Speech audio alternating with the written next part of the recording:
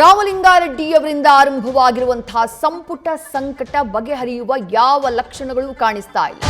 ಸುರ್ಜೇವಾಲಾ ಭೇಟಿ ನಂತರದಲ್ಲೂ ಕೂಡ ರಾಮಲಿಂಗಾರೆಡ್ಡಿ ಅವರು ನನ್ನ ನಿರ್ಧಾರದಲ್ಲಿ ಯಾವುದೇ ಬದಲಾವಣೆ ಇಲ್ಲ ಅಂತ ಹೇಳಿ ಸ್ಪಷ್ಟವಾಗಿ ಹೇಳಿದ್ದಾರೆ. ಸುದ್ದಿಗೋಷ್ಠಿಯನ್ನ ನಡೆಸಿ ರಾಮಲಿಂಗಾರೆಡ್ಡಿ ಅವರು ಹೇಳಿಕೆಯನ್ನ ಕೊಟ್ಟಿದ್ದಾರೆ. ಸಿಎಂ ಡಿಕೆಶಿ ಸುರ್ಜೇವಾಲಾ ನನ್ನನ್ನ ಭೇಟಿ ಮಾಡಿದ್ರು, ಇಬ್ರು ರಾಜೀನಾಮೆಯನ್ನ ಹಿಂಪಡೆಯುವಂತೆ ಹೇಳಿದ್ದಾರೆ. ಅವರ ನಿರ್ಧಾರದ ಮೇಲೆ ನಾನು ಮುಂದಿನ ಹೆಜ್ಜೆಯನ್ನ ಇಡ್ತೀನಿ. ಸುರ್ಜೇವಾಲಾ ಸಿಎಂ ಮಾತುಕತೆ ನಡೆಸುತ್ತಿದ್ದಾರೆ, ಏನಾಗುತ್ತೆ ನೋಡೋಣ. ಸಂಜೆಯ ಒಳಗೆ ಗೊಂದಲ ಬಗೆಹರಿಸುವಂತಹ ವಿಶ್ವಾಸ ಇದೆ ಅಂದಿದ್ದಾರೆ ರಾಮಲಿಂಗಾರೆಡ್ಡಿ.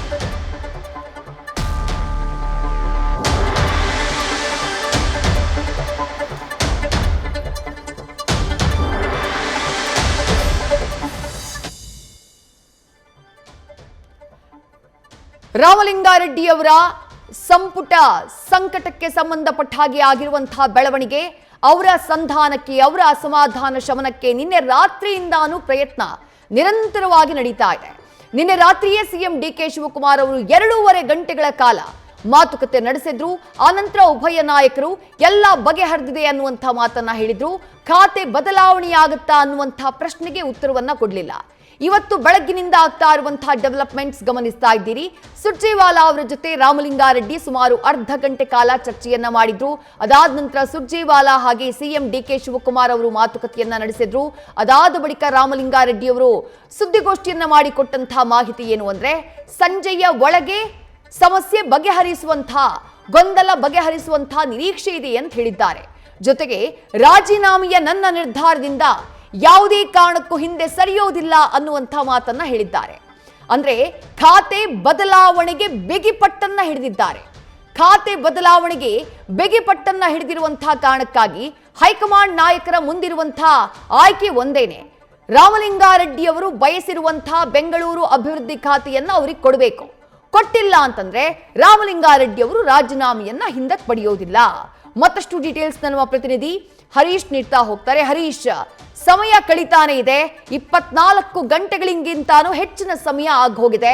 ಹಿರಿಯ ನಾಯಕ ರಾಮಲಿಂಗಾರೆಡ್ಡಿ ಅವರನ್ನ ಸಮಾಧಾನ ಮಾಡುವಂಥ, ಅವರ ಅಸಮಾಧಾನವನ್ನ ಶಮನ ಮಾಡುವಂಥ ಪ್ರಯತ್ನ ನಿರಂತರವಾಗಿ ನಡೀತಾ ಇದ್ರು.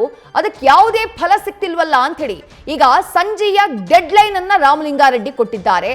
ಬಗೆಹರಿಯುವಂಥ ವಿಶ್ವಾಸ ಇದೆಯಾ ಅಂತ ಹೇಳಿ ಹರೀಶ್? ರಾಮಲಿಂಗಾರೆಡ್ಡಿ ಅವರ ರಾಜೀನಾಮೆ ಈಗ ಸಾಕಷ್ಟು ಕೂಡ ಕಾಂಗ್ರೆಸ್ಗೆ ತಲ್ಲಣವಾಗಿ ಪರಿಣಮಿಸಿದೆ. ಅದರಲ್ಲೂ ಕೂಡ ಸಿಎಂ ಡಿಕೆ ಶಿವಕುಮಾರ್ ಅವರಿಗೆ ಮತ್ತೆ ಜೊತೆಗೆ ಎಐಸಿಸಿ ನಾಯಕರಿಗೂ ಕೂಡ ಒಂದು ರೀತಿ ಬಗೆಹರಿಸಲಾಗದಂತಹ ಕಗ್ಗಂಟಾಗಿ ಪರಿಣಮಿಸಿದೆ. ನಿನ್ನೆ ರಾತ್ರಿ ಕೂಡ ಡಿಕೆ ಶಿವಕುಮಾರ್ ಅವರು ಹಲವು ಹೊತ್ತು ಕೂಡ ಸುದೀರ್ಘವಾಗಿ ಚರ್ಚೆ ನಡೆಸಿದ್ದಾರೆ. ಬೆಳಗ್ಗೆ ಕೂಡ ಉಸ್ತುವಾರಿ ಸುರ್ಜೇವಾಲಾ ಅವರು ರಾಮಲಿಂಗಾರೆಡ್ಡಿ ಅವರನ್ನ ಕರೆಸ್ಕೊಂಡು ಸುದೀರ್ಘವಾಗಿ ಮಾತುಕತೆ ನಡೆಸಿದ್ದಾರೆ. ಆದರೂ ಇನ್ನೂ ಕೂಡ ಅಂತಿಮ ಆಗದೇ ಇರುವಂತಹ ಕಾರಣಕ್ಕಾಗಿ ಒಂದಷ್ಟು ತಲೆನೋವಿಗೆ ಕೂಡ ಕಾರಣ ಆಗಿದೆ. ಇದು ಕಗ್ಗಂಟಾಗಿ ಪರಿಣಮಿಸಿದೆ ಕೂಡ.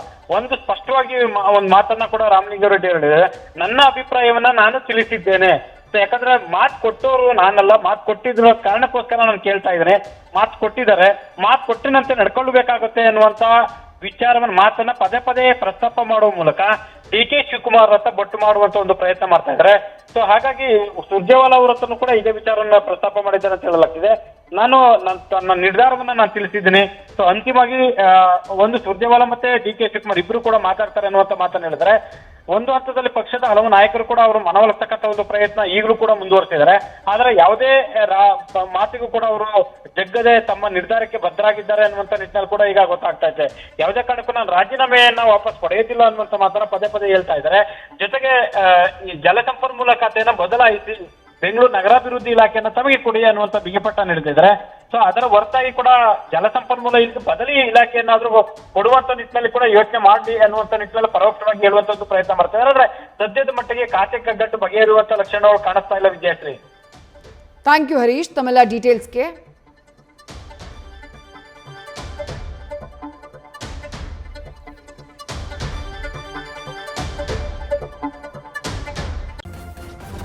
ನ್ಯೂಸ್ ಫಸ್ಟ್ ನಿರ್ಭೀತಿಯಿಂದ ನಿಮ್ಮ ಪರವಾಗಿ.